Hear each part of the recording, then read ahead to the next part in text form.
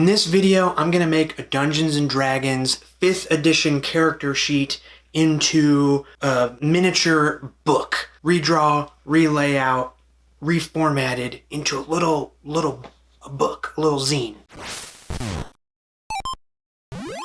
So I don't know about you, but I am always frustrated by complex character sheets. I want them to be small and easy to look at, but also have plenty of room for me to fill in all the details of all the equipment and abilities and stuff that I get over the course of playing. And just having them on a single sheet of paper doesn't really work for me. So I figured, let's take a shot at making a character sheet book. So not a character sheet, a character book. But strangely enough, I'm making it out of a single sheet of paper, so it still kind of is a character sheet, but it's a book.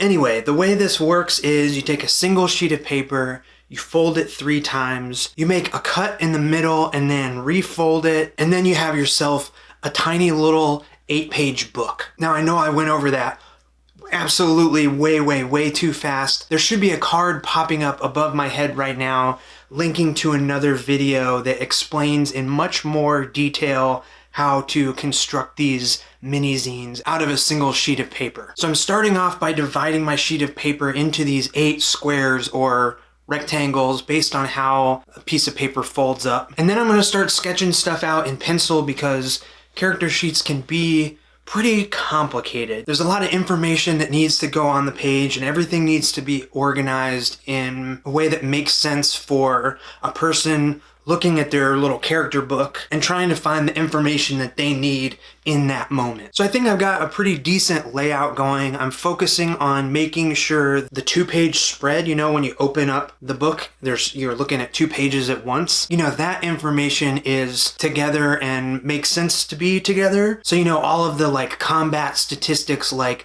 your armor class and your HP is next to the weapons and stuff that you're using to make your attacks. And then all of the stats are on a 2-page spread. All of your abilities and stuff are on a spread. And then your equipment is on the back cover. Once I have everything figured out, then it's time to ink. So I'm using Faber-Castell Pitt Artist pens, size M and a size F. These are my favorite pens to make just a solid, uniform, black line. They don't fade and the pens just feel nice drawing with them. Now, as you can see by the drawing of this character sheet, I'm not going too crazy, making it fully illustrated and textures and a ton of decoration everywhere. Like I said, I want this character book to be super useful, and that means for the player, and also if you're a DM and you want to print out and make copies of a bunch of these things to give to your players. You know, they're black and white line art, so it's not going to use a ton of ink. And even though these books are small, I want them to get a lot of use. Okay, so all the outlines and boxes and illustrations are drawn. Now it's time to do some lettering. I wasn't super happy with how my lettering was turning out on this drawing, and I think that's because most of the time when I work, I draw a little bit bigger and then shrink it down, and this is at actual size. So when it came time to do the really small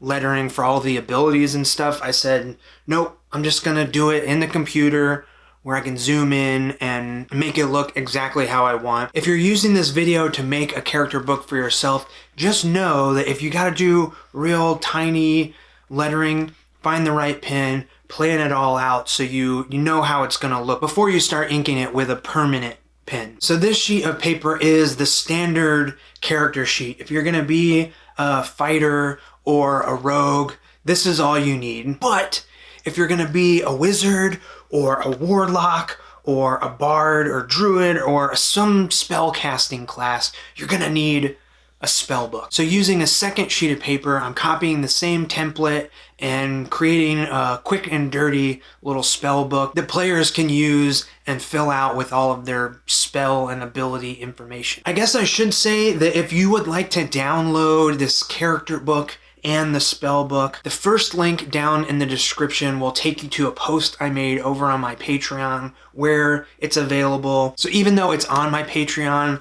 the link will take you to a post that you can see and download the PDF for free. While you're over there, check out some of the other posts. There's lots of cool stuff. And if you'd like to support the channel and also get monthly tabletop role-playing game adventures that I put an absolute ton of work into, and I mail out zines, and I really love everything I got going on over on the Patreon. If you join, we also have a Discord server with a great community of people that talk about role-playing games and all kinds of inspiring stuff. So yeah, I hope you check it out. Go grab the PDF of this character book, print it out, and just keep it as a flat sheet of paper until you're ready to roll up your character. Of course, I'm drawing Flick in ink, so you can see him super well, but that's not a very good idea for a character sheet. Use pencil so you can erase and change the numbers and stuff around when you need to. I'm also just doing a little black and white drawing, but